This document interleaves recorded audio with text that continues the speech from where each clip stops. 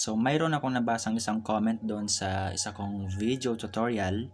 So, ipa-flash ko na lang sa screen. So, kayo na lang pong bahalang magbasa. So, salamat pa, no? Shoutout sa'yo doon sa nag-comment na yon. Yung comment niya ay tungkol yun sa paggawa ng alternatibong kapo. In case na wala kang kapo, wala kang pambili.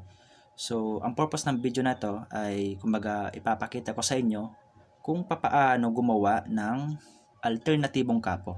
So, meron ako ditong dalawang maliit na kahoy. Mas maganda, itong part na to ay flat. Next, goma or rubber band, lastiko. Yan. So, next sa baba naman, siguraduhin lang na mahigpit,